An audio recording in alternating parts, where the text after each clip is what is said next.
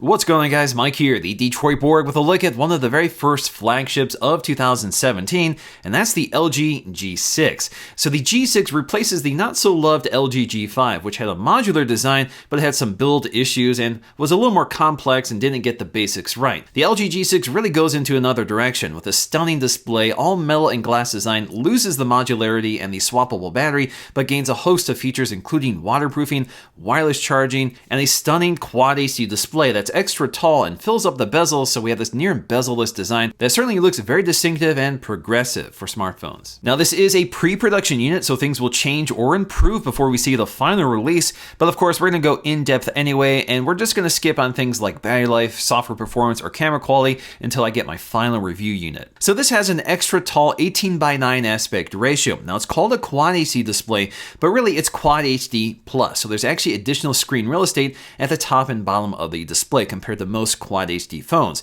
So we have a resolution of 1440 by 2880. So 2880 is better than the 2560 that comes with most Quad HD displays, but the width of the phone is about the same, 1440. So the pixel density here is 564. So once again, it's a very sharp and clear display. Now, it's not an OLED panel, so it's not quite as stunning as an OLED panel on some other smartphones, but it is a bright display, around 600 nits, and it does have great off-axis viewing and deep contrast. But with all this bonus screen real estate at the top and bottom, they've also been able to round off the corners, which I think looks fantastic.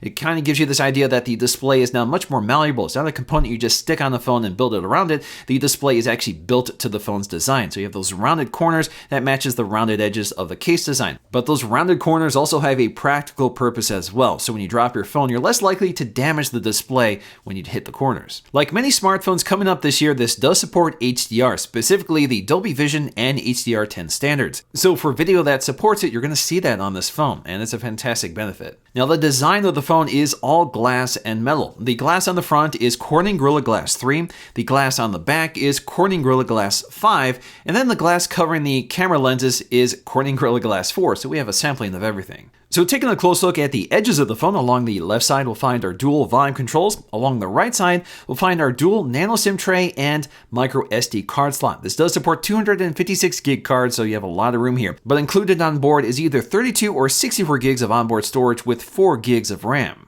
Toward the bottom edge, everything is now waterproof, including the mono speaker, the USB Type-C connector, which does support fast charging, and a microphone. Toward the top, we'll find a headphone jack and another microphone for noise cancellation. Around the back of the phone, we'll find a very clean design. We have this curved glass back panel with this flush camera system, along with a near flush power button and fingerprint sensor. I actually think it's a little too flush because it's kind of hard to feel for, but it works extremely fast. Also returning once again is a dual camera setup, but this time it's new and improved with 13 megapixel sensors under both camera lenses.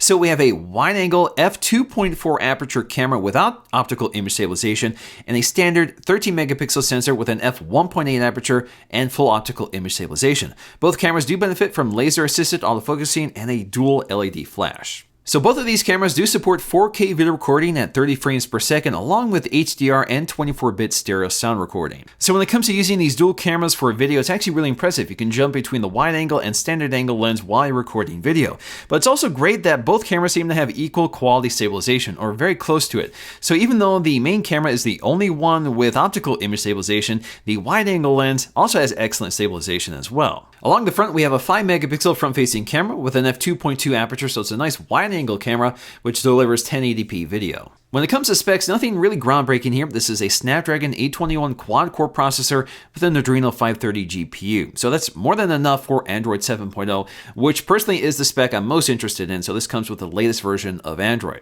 When it comes to our battery, we have a 3300 mAh battery, which isn't terribly large, especially for a 5.7-inch phone. But it is larger than the one in the LG G5, and it does keep the phone light and thin. Now, when I first picked up this phone, the first thought that ran through my mind is just how thin, light, and compact it feels for a phone with a 5.7-inch display.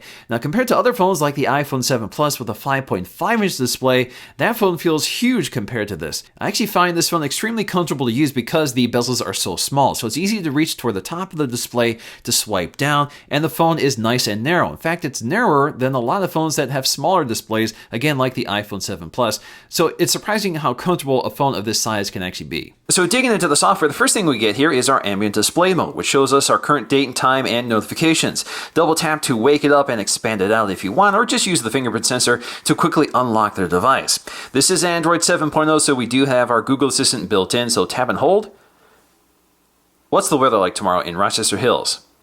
There will be thunderstorms tomorrow in Rochester Hills. And of course, it also uses voice. Okay, Google, what's the weather like tomorrow in Toronto? In Toronto, it'll be rainy with a high of 56 and a low of 22. And it also works when the phone is locked. Okay, Google, what's the weather tomorrow in Chicago? So digging into the home screen, if we swipe all the way to the right, we get to the LG Smart Bulletin, which is a feature we can turn off if we don't want it. But basically, this allows us to aggregate these widgets based on some categories we might be interested in, such as music, LG Health, and more. If you tap and hold on the home screen, you can also get an overview, which you can edit. So you can see your home screens, add new ones, reposition or reassign the home screen. You can also add widgets from the widget selector right here, or you can change up your themes, and there's always tons of themes on LG phones that you can apply. Under home screen settings, this is where we can select a different launcher. So if we select our home screen launcher, we can choose one with an app drawer. So if you want an app drawer, you can go ahead and select it, adds it right away. Now just to show you what the app drawer looks like here, so we have apps and widgets, and of course we have lots of options for searching, and you can also arrange them differently. So we can hide certain apps, we can edit or uninstall apps from this launcher as well. So without the app drawer, things get a little different here in terms of editing the home screen apps. So for example, I can take this up to delete or just reposition it, but if I let it go, you can see I now have these icons that allow me to delete those apps if I want. So for apps that I can delete, you'll see that X next to them. So that's one way of managing this, and of course you can also delete your home screens if you don't want them. Now, if you do delete an app, it doesn't delete right away. So I'm going to click delete. And this tells me that the app went to app trash. So if you want to get to app trash, again, just tap and hold on the home screen and go to app trash, and you'll see it there. So I can go ahead and restore it, or if I wait 24 hours, it'll go away automatically. Swiping down on our notification panel, of course, we have our very familiar Android 7.0 interface for our notifications, and we have all these quick setting toggles up top, which expand out with multiple pages. Now, down below, you'll see some of these widgets here for volume and brightness controls, and if I expand it out, you'll see screen sharing and file sharing. So all of these are features I can turn off if I want. Just go to edit, and this allows me to go up to ellipses and check those on and off. I also get this workspace for adding or removing some of those widgets, so if I want to simplify this, all I have to do is drag some of these or re-add them if I want. Now quickly taking a look at some of these, we have Capture Plus, which is a screen grab feature. This basically allows us to take screen grabs of whatever we're looking at and annotate on it if we want. We also have Comfort View, which will warm up the display, and if you want to change the settings for this, just tap and hold on it. It takes you right to the settings panel. So you can change the intensity, or you can also change the color inversion. So if you want black and white, or just go with a warmer color. Now by default, all of these apps get this sort of rounded design right down to the app folders, and you can change this again under settings. Just go to home screen settings and you can select your icon shape, so you can go with rounded square or just the default original design. We also get a new universal search interface. So if you swipe down on the home screen, we have our search box up top, but we also have our recommended apps in addition to our favorite contacts, recent emails, some frequent websites, and more. All of this in one stop location, and you can expand these out as well. We also get side-by-side apps, which works especially well with this extra tall screen. So you can go to your app launcher or your recently viewed apps, and you'll see that each of the apps that support it will have these icons right next to it.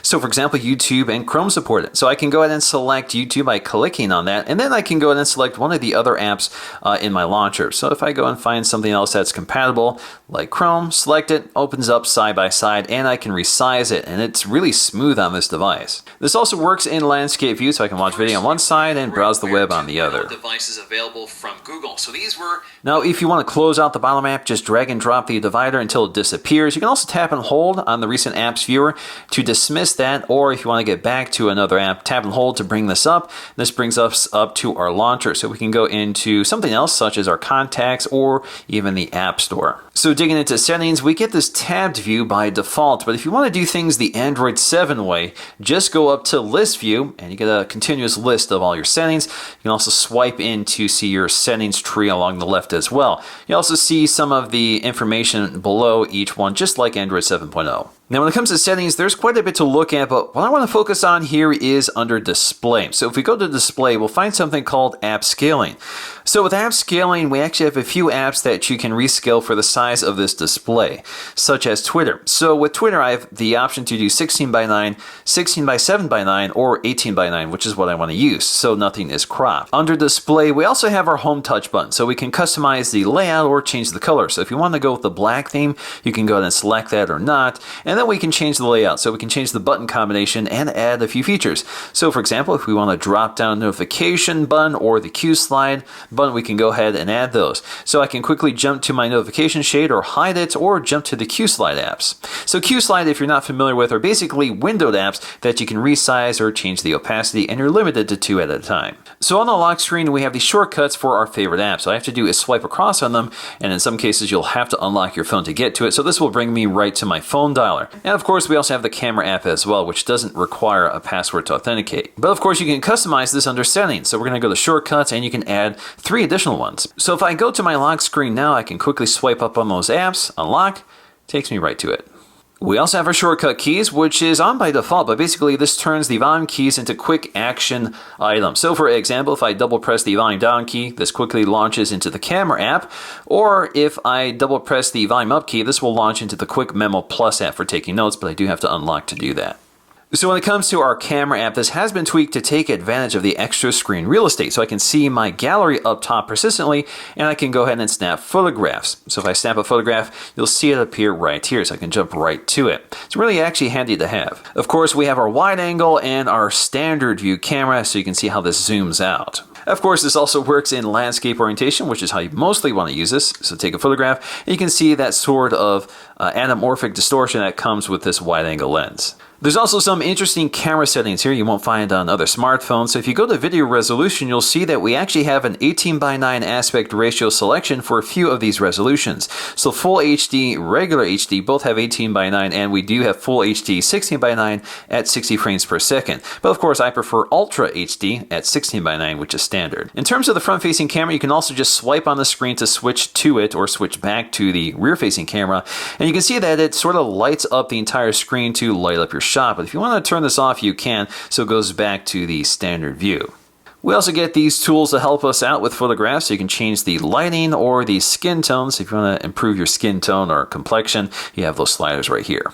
And as always, we have this kind of funky gesture feature. So we can hold up our hand, make a fist, starts a countdown, gets us ready. So even though this is not a final production unit, I'm really impressed by this phone. I love its features, its screen, its design and build quality, and its performance overall. But of course, things will improve before we see the final release, so stay tuned for that full review. Hope you guys enjoyed this look at the LG G6. If you did, please give it a thumbs up to let me know, and stay tuned for the next video.